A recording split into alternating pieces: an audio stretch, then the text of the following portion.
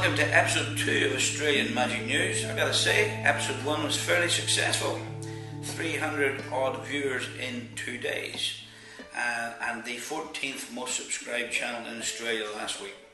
That's pretty good. And that wasn't many subscriptions. What I really needed is people to subscribe to the channel. That way I won't have to send out emails to let people know there's new videos coming up. Anyway, on this video today, I've got an interview with Ray Haddad, who is the president of the West Australian Society of Magicians, and also some very old footage of Barry Govan, a very good friend of mine, close-up magician, fairly much world-renowned, but this is really old footage of him. It's in black and white from a long time ago. I'm sure you'll enjoy it. Well, I'm in Western Australia, happen to be here doing a couple of shows, and I managed to catch up with a really good friend of mine. He's actually the president of the West Australian Society of Magicians. This is his second year, and we're going to have a few words with him and see his views on magic. Well, Ray, it's good to be over here again in Western Australia, and you know, I was here at your convention in 2003, I think it was, wasn't it? It was, 2003. Yeah.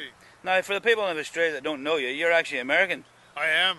And where are you from? I moved here from San Diego, California, Southern California. Spent 25 years there, but I was born in New York City. So you know most of the magicians from California? Oh, yes. Yeah. And who was your favorite magician when you lived over there? Because I know J.C. Wagner and all those guys were around that area. J.C. Wagner, Mike Rogers. It's a house full. Don Allen used to live a few blocks from me. So. Oh yeah, he used to do a little BB thing in the eyes. Yeah, Yes. I love that. Yeah. And so what sort of magic? When did you get into magic? Tell me a little bit about when you got into magic. I started magic in the 1950s. Performed professionally the first time in 1959. I was a kid, I'll admit that, and I stayed professional after that on and off for years, for 50 years now. So in 1959, had you left? You were a member of the Navy, the American Navy. Had you left at that point, or? No, I was in the Navy from 1970 to 1991, 92, and at that point I retired and then did magic full time after I moved here to Australia. Oh, good. Yeah, and what sort of magic do you like? Cabaret. I think cabaret is my favorite kind of magic, along with some close-up. I do love close-up magic because magic happens right in people's hands. It's just too amazing for words for them. Yeah. And what's the magic scene like here in Western Australia? Wow. Well, it's pretty busy for most West Australian magicians. We have 140 or so magicians of all variety. Flies are driving me crazy. Yeah, don't. We have about 140 magicians in Perth area, and we have 50 club members. A very active club. We have all kinds of things going on all the time. So. Yeah, and for people that don't know, I was a past president many years ago of the society. Yeah, and a rather well-known one too. We had a lecture last night, of which Patrick gave the lecture, and honestly, it was one of the best attended, and everybody walked up to him and says, "I remember you, I love you, I miss you," and everything else. It was almost embarrassing. So the guy with the gun, he was one of the ones that didn't like it. We did wrestle him to the ground. It was a plastic gun. It was, yeah. You know. Where's your favorite magic convention? Magic convention. I'd have to say the Las Vegas conventions put on by Joe Stevens.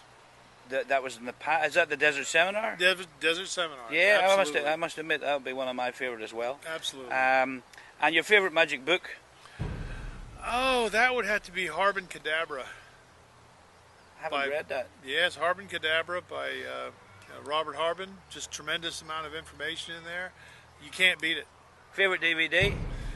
Oh, that was yours. Well, that's a good answer. Okay, well, listen, Ray, it's been great catching up with you, and we'll put this out on our video web, and people find out a little bit more about you. Oh.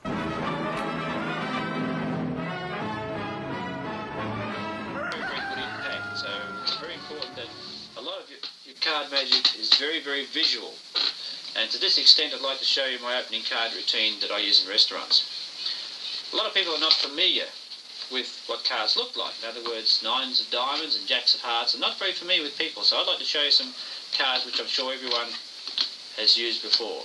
Those cards are the four aces. Particularly, we're going to do some magic with the ace of spades. Because the ace of spades, out of all the pack, it's got the most ink on it. Don't know why, but the aces of diamonds, hearts, clubs haven't got much ink on them at all. If I wave my ace of spades over the rest of them, they're not even aces anymore, they change into kings. The ace of spades is very difficult, but if I rub it against my sleeve, it will change to a king. Now I'm left with 4 kings and no aces. The only possible way to get those aces back is to cut the pack of cards like we did before and find 1, 2, 3, 4 aces. Now to hypnotise you all in one go. I can do it in 2 seconds, you just have to watch the ace of spades. 1, 2. You didn't feel a thing, did you? I'll put the aces aside because we're not going to use those for the moment, and we'll get rid of the kings. I'm just going to drop the cards down like this if you'd like to say stop any time you like. Stop. I'm going to show you this card. It's very important you recognise that card. Now, I deliberately left the aces aside before because I didn't want you to pick an ace before, so with these aces I'm going to do something rather unusual. The fact is that the top one might look a little bit like your card. It only looks a bit like your card because in actual fact the second one is your card too.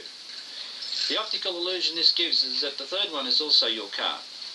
In actual fact none of them are your card. You see, that's the ace of spades, that's the ace of diamonds, that's the ace of clubs, and that's the ace of hearts.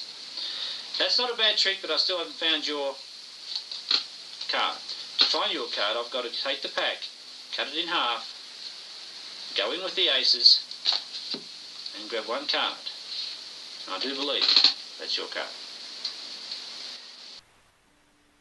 Well, that's it for episode 2 of Australian Magic News. I hope you've enjoyed it, and I'm certainly looking forward to putting out episode 3. If you please subscribe to the channel, it makes it a lot easier. That way that you will get updates as to when it's going to be on.